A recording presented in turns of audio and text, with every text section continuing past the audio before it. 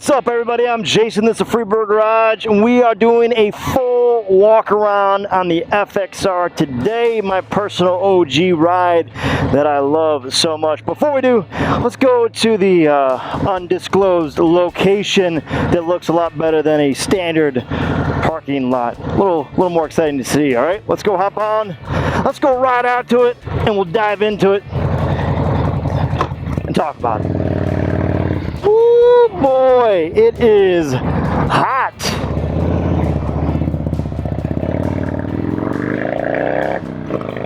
Man, and in Michigan standards, that's hot. Whew.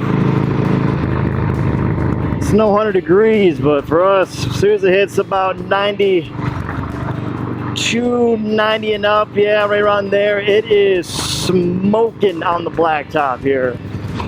So, we're going to go to this undisclosed location. Thought about it, it'd be a better spot than just kind of walking around a parking lot, like I said there. A little more exciting to see. And the road to get there, shockingly enough, is a little dirt road, which I laugh because it's pretty much standard for a lot of people that ride is to hit dirt roads in motorcycles. Even on Harleys, it's not the first option I would go for if I have to choose roads, but if I gotta go down it, I gotta go down it. It is what it is. It's like your car, you don't always want to, but if that's the road that it's to get to the other side, it is what it is. Now if you have a show bike, a little different story, but generally my bike, it's my daily ride, it's my main ride. I'll do it if I need to, and sometimes where I'm at, it's just necessity.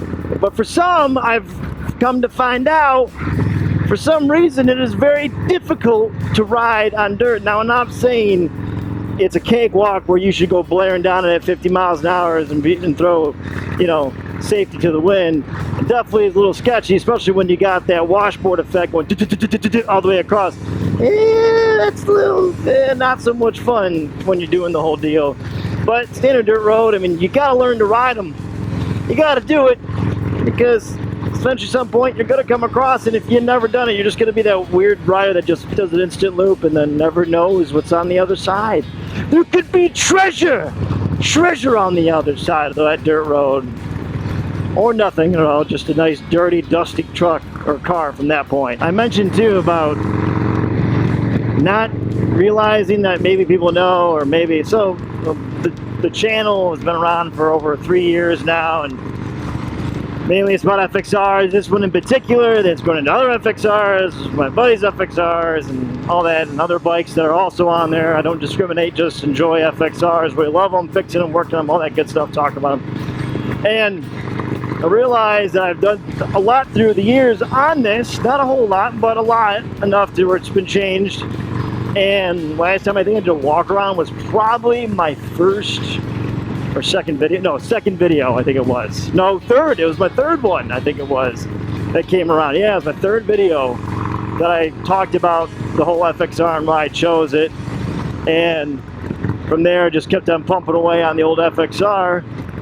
And there's a bunch of good reasons why, but ever since that video though, the bike has changed a lot. Now if you go by per every part that I put on and you watched all those videos, then you know exactly, I guess, what my bike looks like. But a lot of people don't watch every single video. If you watch any video at all, I really appreciate it. And those that do watch it all, I greatly appreciate it. Man, that helps out. Anytime you guys just click on it, even if it's not for the whole thing, I wish you watched for the whole thing, maybe you just click on it, check in real quick, and come back. Man, that's huge help. And anytime you guys do like, share this, it helps so much. What are these people doing? The one disclosed location is no longer disclosed. Here's our dirt road. We're just gonna get to a spot that I want to get to up here. I'm not gonna say per se channels that talk about how bad it is to ride on dirt roads or how terrifying it is, but you know, if you figure out where your spots are, they aren't that bad. I'm gonna say this if I wipe out. There we go. There. This is good. Now, let's not have this bike tip over, which is more scary than falling over. You know, I can be fixed. My bike, on the other hand, this is one of a kind right here, people. All right. Whew. Now, this is what I'm talking about. Way better. Look at a beautiful day. Nice and private to look around. Got a bunch of people traveling down a dirt road that normally don't travel down, and stretch my legs out here, and bam! There it is. Oh, I should shut off the light here. Hold on. There we go. But yes, my OG FXR, beautifully to me bike that I will never sell. I just will never get rid of this bike. I just absolutely love it. Pass it on to my kids. Hopefully they don't sell it, but this bike holds dear to my heart and my wife even. So we've got a lot of good memories on this bad boy, and could talk for days on it. And just want to go through and walk this whole bike around. It's been a very long time. I'm probably going to miss some stuff. So if I do, you can always ask comments if you ever wondered about it. But this is a 1992 FXR. Some big indicators. That's for another video of going into all the different years. But starting up from the front here, we have a black rim. It used to be the blonde aluminum rims. And the 9-spoke that we got going on here. Not the 13, the Timken bearings. That's OE, but I got them powder coated a long time ago. It was probably one of the first like upgrades I did cosmetically. Never regretted it once. If you ever got your wheels off and you want to go black, do it. Super cool. I think it just matches with any of the colors of OE that are on here. So moving up here, we got a louvered eyebrow that's going on. And this is a NOS part that I was able to track down. Not cheap. Well, this one actually was, but they usually don't go for cheap. But really nice condition. It was NOS stock. Super stoked. But the front hasn't really been touched. Everything's still original. Paint's still original up front here. So all that stuff's still good. Then we get on to our handlebars and risers here. And even, I guess, the grips too. We got some Heart Look by ODI grips and their throttle as well. I got a video that when I did the install way back in the day, but love them. I should do a full review on some of the stuff too, because I could talk a lot longer on some of these pieces. But so we got those, we got the grips. Our bars here, they are, let's see here, 30.5 inches long, which is a little bit wider than stock and standard. They used to be the buckhorn, so I upgraded it. And then we have our drag specialty risers right here, which is a 6 1/4 with a pullback.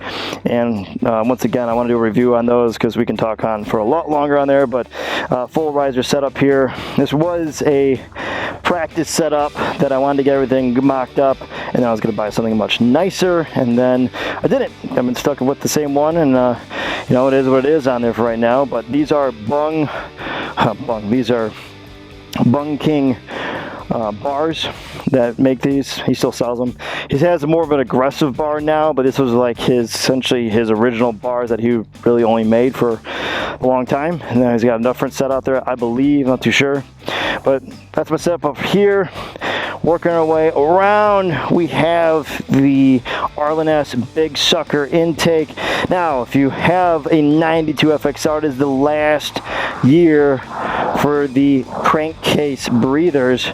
So if you're ever looking up this Arlen S, you have to be able to modify some pieces. Super simple to do. I got a whole video on that too. So you can get this big sucker on there. It's, my opinion, the best air intake for Evo. Best looking, cleanest. It's just so cool in my opinion. And the performance on it's awesome. And I got the CV card behind it, still original. I upgraded the jets to match with what's going on over here, because then we'll fall into the exhaust. The exhaust is a Fab 28 2-in-1 with my custom kick back here. Normally they go straight, but during the time when they were making these, it was an offer that I did. And as last year, I believe or so, they didn't put the springs. Used to put springs on them, and this one isn't, so it's a much cleaner. It needs to be cleaned up. A lot of this needs to be cleaned up. It's dirty. It's my daily. It's what it is. So Fab 28 exhaust 2-in-1. We got going on there. I got a full review on this exhaust. You can sound clips too if you're ever curious on what that is. It's a shorty. We're going back there. And we have our pegs, which is Thrash and Supply pegs. Love them. And that's one thing too that I did say, that those pegs, was like one of the original Thrash and Supply parts that I got that I really love on there. And then we going back to, just got some throw-on pegs. I think these were by Kemimoto when I was working with them, and they're great. My wife likes them. They're standard. I do want to get the matching set of the Thrashing one. They still make them, just a skinnier version. Makes it look whole in one. All right, let me go up to the top here. We have our Saddlemen seat. All right, the tuck and roll with the gripper right here. I got a full install if you ever guys want to see how these are installed too. By Saddlemen, this one's custom. I went full out, one with the gripper piece here with the tuck and roll, and then we have our gel insert for the rear passenger. I need to get my wife a review on that, see what she thinks, because it was a hit and miss. I didn't know what this was going to do, if it was going to be worth it, so I think so far she likes it, but we'll have to go over that in the future. The sissy bar, this is the mid sissy bar. I think it goes up to about 11, I'm probably wrong on that, 11 inches, maybe 12 inches, right? It's not the low one, it's not the high one, it's the middle one. I got asked about this one quite a bit because it matches. This is a Saddlemen Saddlemen pad in the back with, I believe, nope, this doesn't have the gel. It just says you can buy this right from like any supplier online, so it's pretty standard there. All right, then we have, cannot forget, the Öhlins HD 144s. Absolutely love these. I did a full review on them, long term and everything. Super, super stoked. Actually, I have never did the preset on these. I still got to do the preset. I've had these for so long. They're just so awesome. Lack of better terms, they're just so sick. I'm going to change them right now to super hard when I get out of the dirt here. So we tune those back there. All the way. Man, there we go. Perfect.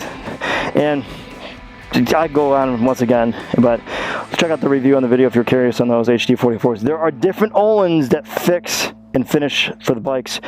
These are ones that share with the Sportster. They are modified towards my weight, so that's why I like using them. All right, so let's work our way to the rear.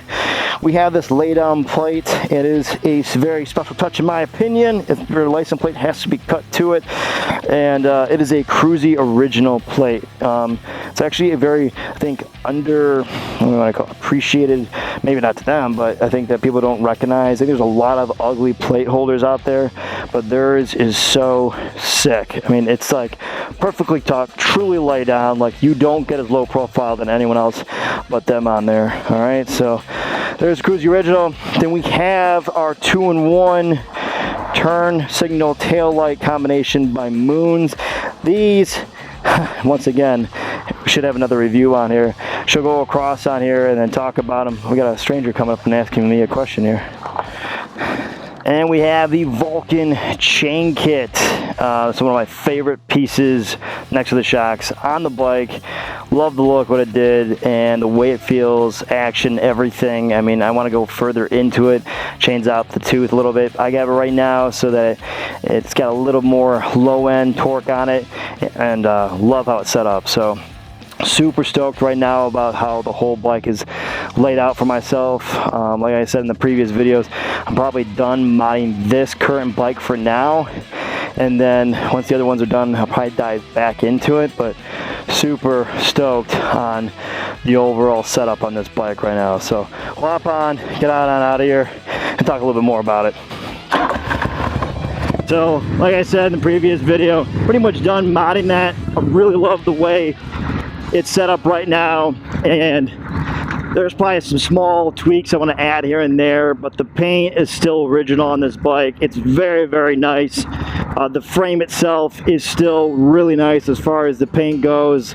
There's not any real rust coming through. I mean, it's got a small spot from where like the screw hold of a crash bar was at, but beyond that, there's nothing. So to do like a frame off or paint anything, it just ain't needed at that point. So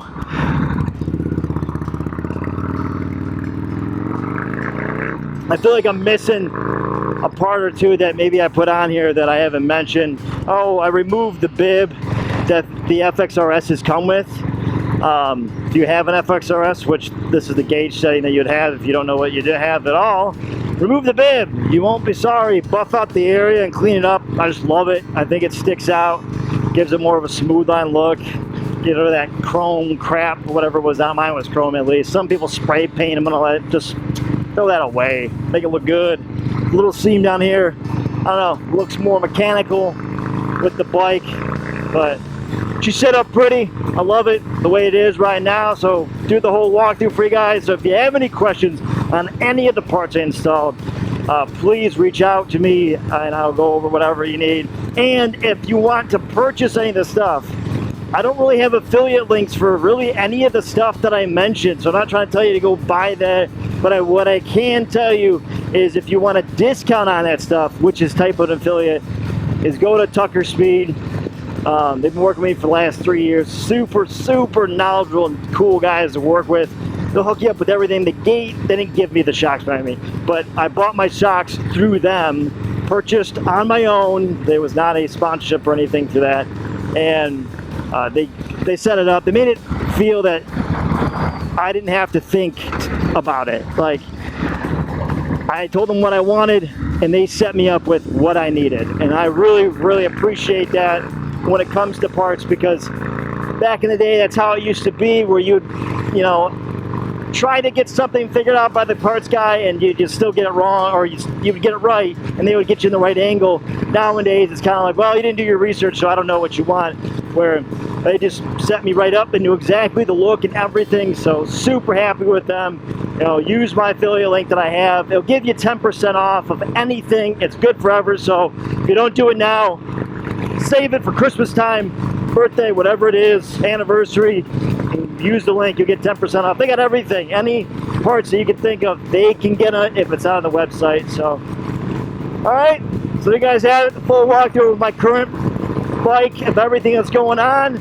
But for now, guys, that'll be the rest of me in this one. I would greatly appreciate it if you could hit that subscribe button, tap that like, press that notification, leave a comment below and tell me what you think. And for those who've already subscribed, thank you. As always, stay free. I'll catch you guys later. Peace.